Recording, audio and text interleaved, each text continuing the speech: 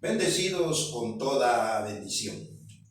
Es un privilegio estar nuevamente delante de lo que Dios más ama, delante de la iglesia del Dios vivo.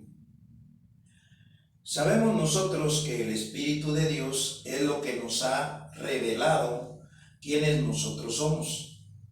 El Espíritu de Dios es lo más importante para la vida del creyente, porque el Espíritu de Dios es el manual de vida que sirve y aparece hasta que la transformación termina.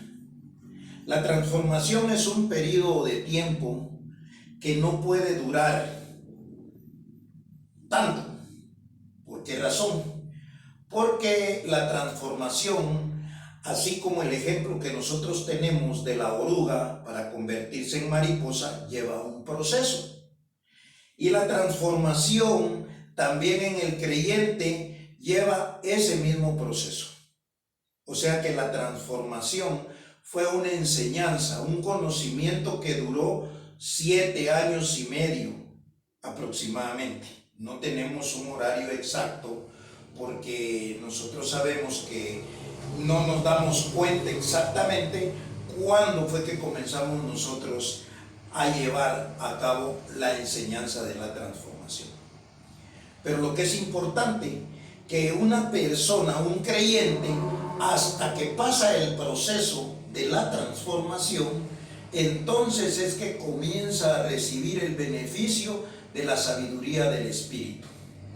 Por eso en esta oportunidad el tema que tenemos nosotros se llama la aparición del Espíritu, parte 5.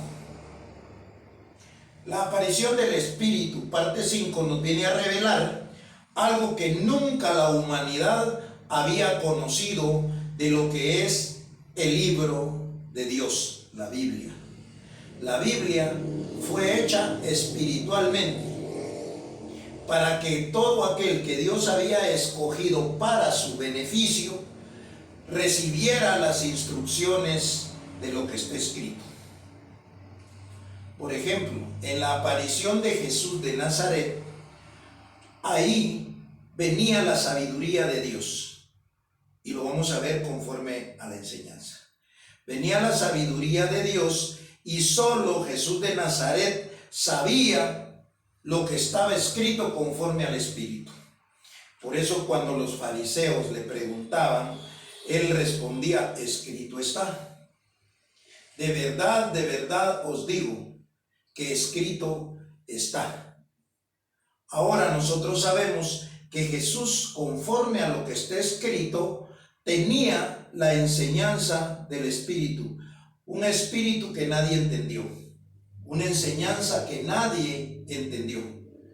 Pero, sin embargo, él muere, resucita, y esa sabiduría, esa enseñanza se va con él. Posteriormente llama a Pablo, y Pablo comienza a escribir las revelaciones de Dios por medio de Jesucristo. Y entonces escribe 14 epístolas. Posterior a eso viene José Luis de Jesús y edifica en esas 14 epístolas. O sea, esto trae una secuencia. José Luis de Jesús impartió la gracia y después de esto venía la transformación.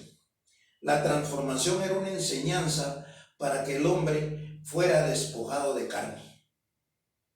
La transformación era una enseñanza que nos daba a conocer la verdadera identidad. La transformación era una enseñanza que nos hacía resucitar de los muertos y después volver a vivir. Así está escrito. Para esto, dice, Jesucristo murió, resucitó y volvió a vivir. Quiere decir que resucita y vuelve a vivir, para que en esa vida nueva nosotros tengamos el conocimiento que Dios quiere darle a los herederos, a los hijos, a los que ya fueron transformados. Por eso en esta oportunidad tenemos un misterio que nunca la humanidad había conocido. vamos a ver entonces cómo fue escrita la Biblia espiritualmente para los que Dios había escogido. De hecho, no es para cualquiera. Cualquiera puede tener una Biblia en su casa, cualquiera puede abrir ese libro y leerlo y sacar de ahí lo que se imagina y crear una doctrina, una religión, hacer dinero por medio de ese conocimiento, pero no es el conocimiento de Dios. Por eso existen más de 5,000 religiones en el mundo, habiendo una sola verdad.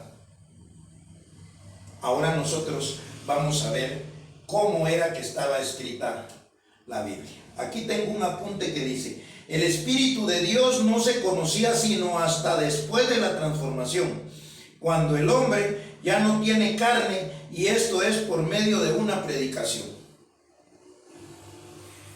Y para esto vamos a ver cómo es que la Biblia estaba hecha espiritualmente, o en la Biblia contenía la sabiduría del Espíritu de Dios para que fueran las instrucciones, el manual de vida de los que son sus escogidos. Vamos a Génesis capítulo 1, verso del 1 al 5. La vez pasada leímos Génesis del 1 al 4, ahora vamos a leer el 5, que es el verso importante. Dice así: en el principio creó Dios los cielos y la tierra estaba desordenada y vacía, y las tinieblas estaban sobre la faz del abismo, y el Espíritu de Dios se movía sobre la faz de las aguas. Y dijo Dios: sea la luz, y fue la luz. Y vio Dios que la luz era buena, y separó Dios la luz de las tinieblas. Y llamó, verso 5, este es el importante: y llamó Dios a la luz día. Y llamó Dios a la luz día.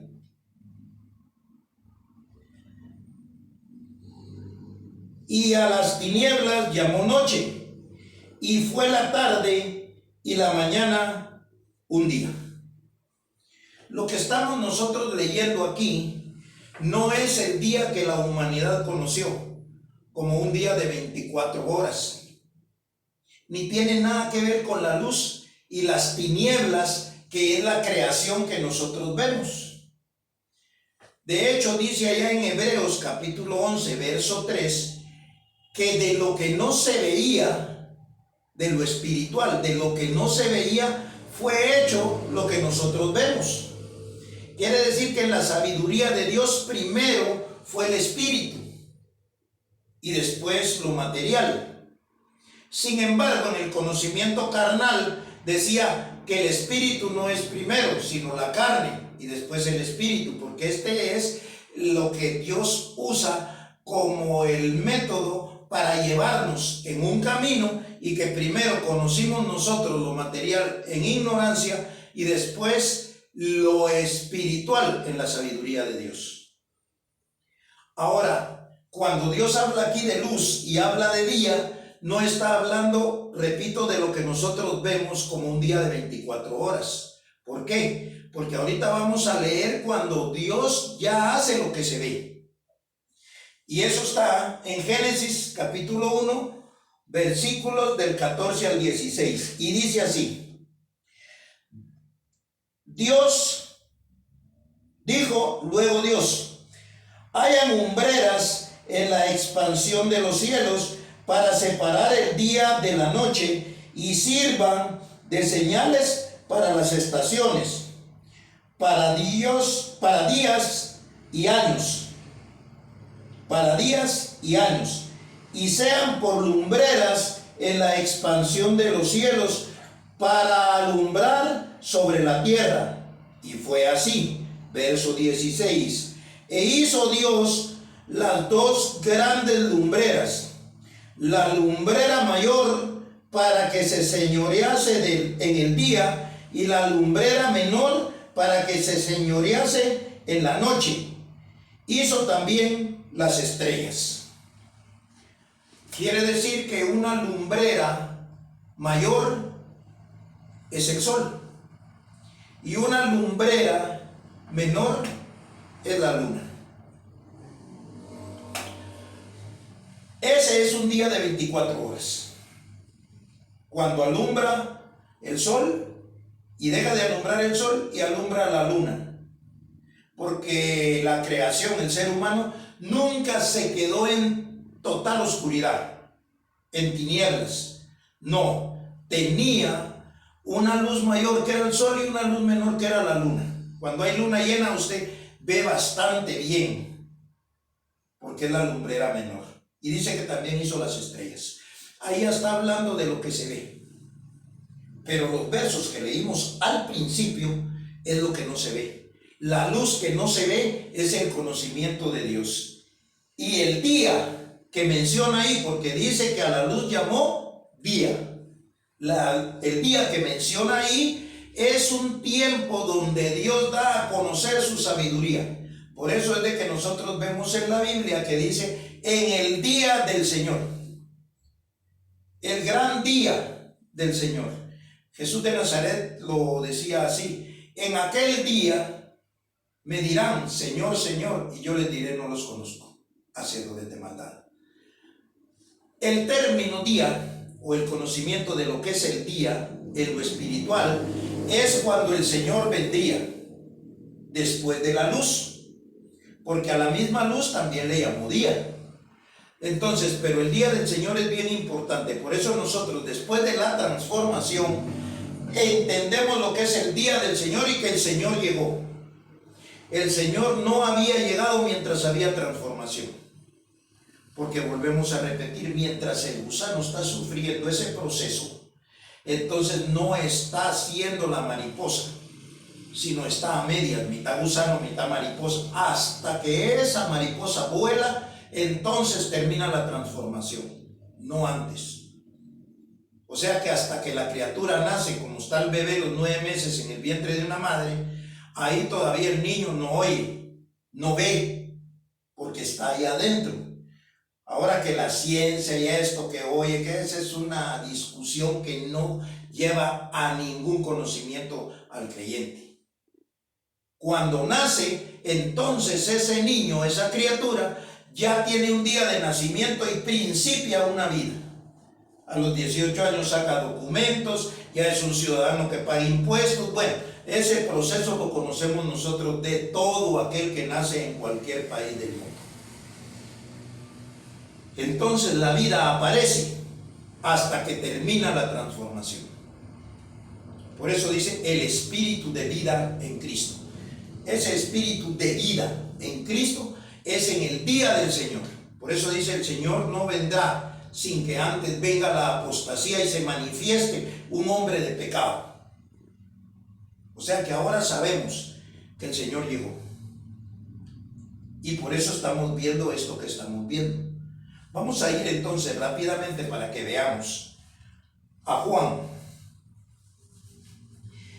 Y dice así, vamos a leer el capítulo 1 de Juan hasta el verso 18. En el principio, aquí menciona el principio, era el verbo, y el verbo era con Dios, y el verbo era Dios. Siempre ha sido un propósito de Dios.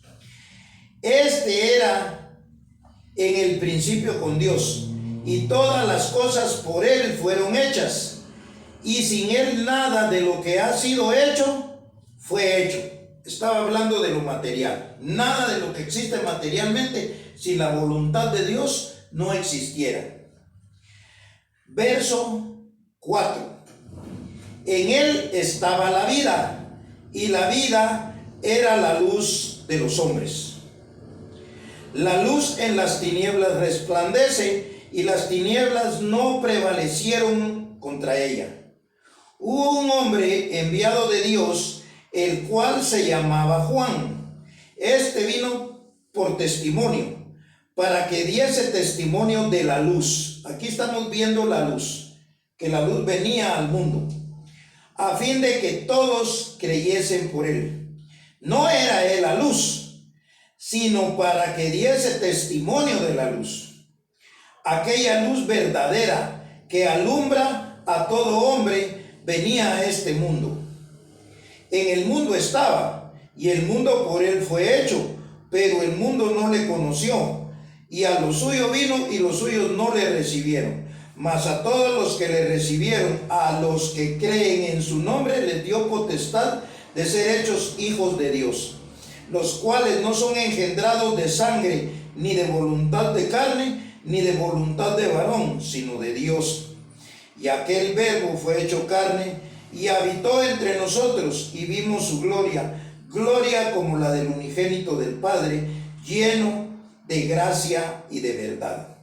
Juan dio testimonio de él y clamó diciendo: este es de quien yo decía, el que viene después de mí es antes de mí, porque él era primero que yo. Porque de su plenitud tomamos todos, y gracia sobre gracia. Pues la ley por Moisés fue dada, por medio de Moisés fue dada, pero la gracia y la verdad vinieron por medio de Jesucristo. A Dios nadie le vio jamás. El unigénito Hijo que está en el seno del Padre, Él le ha dado a conocer. A Dios nadie le ha visto jamás ni le verá jamás. Entonces Dios siempre usa un hombre. En este caso hablamos de Jesús de Nazaret. La luz venía al mundo. Dice que Juan anunciaba que la luz iba a venir, pero no los días ya existían. Quiere decir que Dios nos está hablando en el principio de la Biblia, de esa luz a la luz que le llamó día. Entonces la luz comienza con Jesús de Nazaret, y vuelvo a repetir, lleva la secuencia. Después de Jesús de Nazaret aparece Pablo. Después de Pablo aparece José Luis de Jesús, por la gracia. Hasta ahí todos basaron su enseñanza en la Biblia. Quiere decir que la Biblia no es para todos.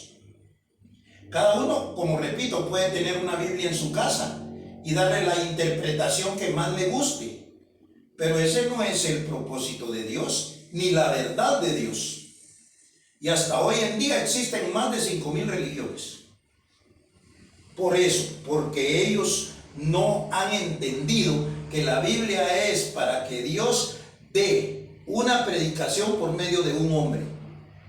No dice que cualquiera que la lea y la entiende, ahí vámonos. No. Ahora entendemos perfectamente de qué luz estaba hablando al principio y que no tiene nada que ver con lo que es el día. Por eso muchos esperan el día del Señor como que llegue un día lunes, un día jueves, un día sábado. No. Cuando llega el día del Señor es un tiempo. De hecho dice: no juzguéis nada antes de tiempo, hasta que venga el Señor. Y el Señor no había venido antes de la transformación. El Señor viene hasta que ya están transformados sus hijos, hasta que ya están resucitados de los muertos, hasta que ya no tienen carne. Por eso es que aquí, en las siguientes enseñanzas, vamos a ir viendo cosas que nunca antes habíamos visto, menos entendido. Las vamos a ver con los ojos del Espíritu. Ahora, sabemos pues que con Jesús de Nazaret comenzaba la luz. Aquella luz que iba a alumbrar el camino espiritual del ser humano para salvación.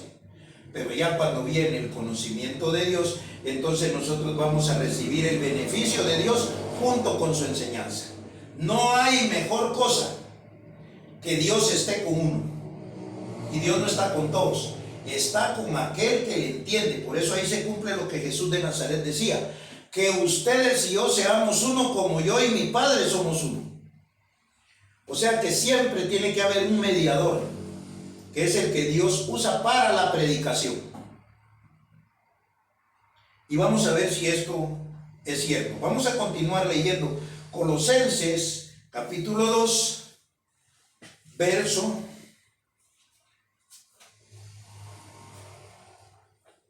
Colosenses 2:11.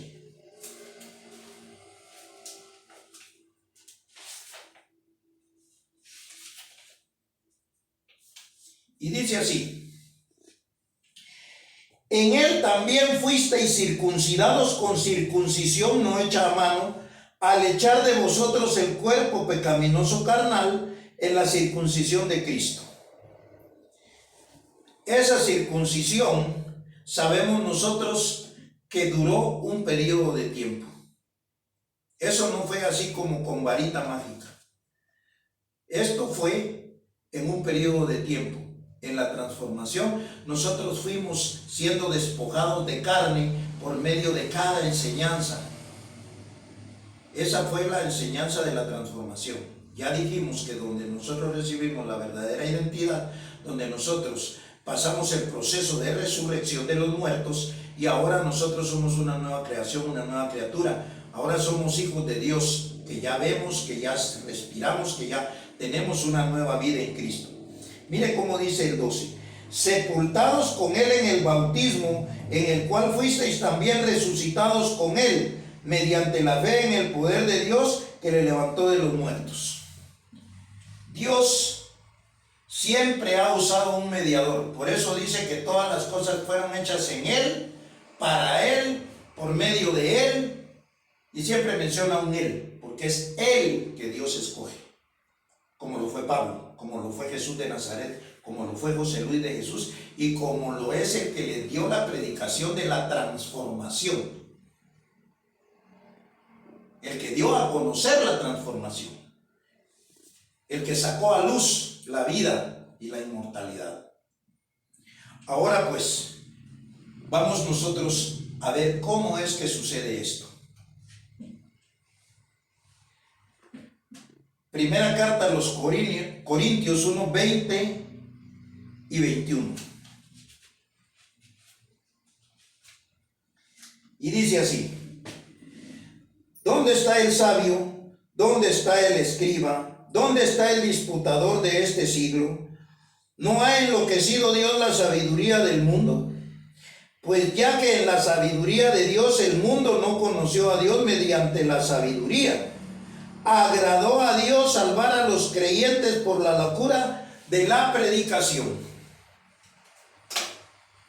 Dice que todo lo que la gente sabe, eso no interesa.